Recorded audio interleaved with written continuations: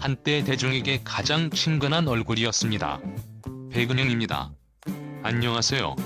텔레비전 화면 속에서 그는 늘 다정했고 이웃집 언니 같았고 때로는 가장 가까운 친구처럼 느껴졌습니다. 웃음과 공감, 생활의 온기를 전달하던 그 이름이 이제는 전혀 다른 맥락에서 매일같이 뉴스의 중심에 오르고 있습니다. 갑질 논란, 불법 의료 행위 의혹, 위장 고용 논란까지. 박나래를 둘러싼 의혹들은 단순한 구설을 넘어 방송가 전체를 뒤흔드는 파문으로 번지고 있습니다. 사태가 본격적으로 수면 위로 떠오르자 방송가는 빠르게 움직였습니다. TVN 놀라운 토요일, MBC 나 혼자 산다, 구해줘. 홈즈까지.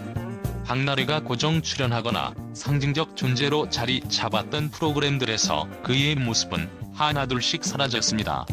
이미 촬영을 마친 불량에서도 통편집이 이루어졌고 일부 프로그램에서는 아예 존재 자체를 지우는 수준의 편집이 진행됐습니다.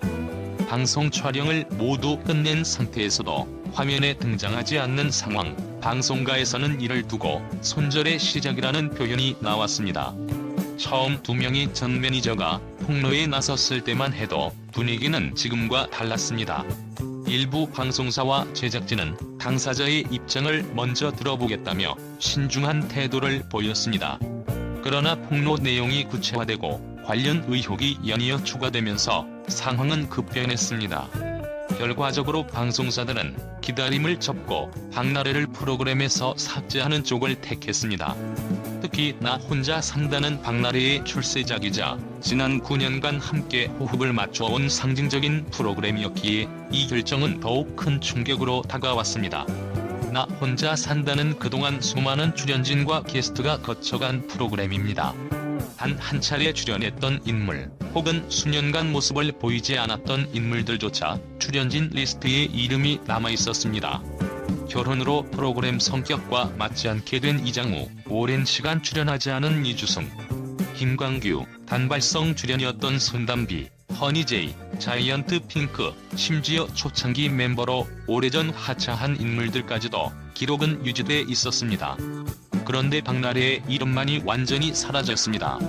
최근 다른 논란이 있었던 출연진의 이름은 여전히 남아있는 상황에서 박나래만 삭제됐다는 점은 방송가의 판단이 얼마나 단호했는지를 보여주는 대목입니다.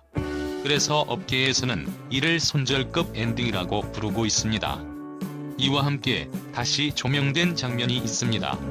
2023년 11월 박나래가 대만으로 해외 출장을 갔을 당시의 일입니다. 그는 당시 주사 이모로 불리는 인물을 동행했고 숙소에서 불법적인 의료 행위가 있었다는 의혹이 제기됐습니다. 전 매니저들의 주장에 따르면 박나래는 이 사실이 한국에 알려지지 않기를 원하며 회사에도 알리지 말아달라고 요청했다고 합니다. 문제는 그 출장이 개인 일정이 아닌 나 혼자 산다 촬영과 연관된 일정이었다는 점입니다. 2023년 12월 15일 방영된 대만 편 에피소드가 바로 그 시기의 촬영분이었습니다. 이 때문에 제작진이 당시 상황을 몰랐을 리 없다는 의혹까지 불거졌습니다. 이를 두고 일각에서는 제작진이 불법 행위를 인지하고도 묵인한 것 아니냐는 비판이 제기됐고 급기야 프로그램 폐지론까지 거론되는 상황으로 이어졌습니다. 단순히 한 출연자의 문제를 넘어 제작 윤리와 관리 책임까지 논란의 대상이 된 것입니다. 현재 박나래는 전 매니저 2명과의 폭로전에서 사실상 밀린 형국이라는 평가가 많습니다. 그는 모든 프로그램에서 하차 의사를 밝혔고 사건이 마무리될 때까지 방송 활동을 중단하겠다는 입장을 내놓았습니다. 과연 복귀가 가능하겠느냐는 회의적인 여론이 점점 우세해지고 있습니다. 그러나 대중의 시선은 냉정합니다. 사태 초기에는 매니저들의 폭로를 두고 과도한 요구 아니냐, 의도적인 증거 수집 아니냐는 옹호 여론도 존재했지만 연이어 공개되는 정황과 자료들 앞에서 분위기는 빠르게 반전됐습니다. 디스패치, 유튜브 채널, 종합 일간지와 방송사, 인터넷 매체까지 전 매니저들은 다양한 언론의 자료를 제공하며 폭로를 이어가고 있습니다. 각 매체는 단독과 특종을 내걸고 경쟁하는 양상입니다. 박나래가 방송 활동 중단이라는 사실상의 백기투항을 선언했음에도 폭로전은 멈추지 않고 있습니다.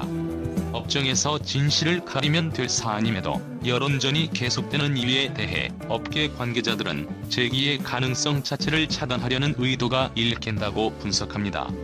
그만큼 전 매니저들이 느낀 감정이 골이 깊다는 해석도 나옵니다. 전 매니저 측은 합의 과정에서 납득하기 어려운 조건을 제시받았고 업무 과정에서 심각한 모욕감을 느꼈다고 주장합니다. 반면 박나래 측은 매니저들이 횡령을 저질렀고 업무를 제대로 수행하지 않아 피해를 입었다고 반박합니다. 주장은 첨예하게 엇갈리지만 이 싸움에서 불리한 쪽은 대중적 인지도가 높은 인물일 수밖에 없다는 점은 분명합니다. 폭로가 하루가 다르게 업데이트될수록 박나래의 방송 복귀 가능성은 점점 더 멀어져 보입니다. 전문가들은 이번 사태를 리스크 관리의 총체적 실패라고 진단합니다. 방송 관계자들 사이에서는 5억 원을 아끼려다 50억 원을 날렸다는 말이 공공연히 나옵니다. 지난해 박나래의 매출은 약 50억 원 수준으로 추산됩니다. 초기 대응만 제대로 했더라면 막을 수 있었던 사태라는 평가가 지배적입니다. 회사한 매니저들이 소송에 앞서 대화를 시도했을 때 이를 거부한 점, 법적 조치가 시작됐을 때 적극적인 해명 없이 사안을 방치한 점, 불법 주사 의혹이 제기됐을 때 명확한 사과와 책임 인정 대신 해명을 반복한 점 모두 결정적인 기회를 놓쳤다는 분석입니다.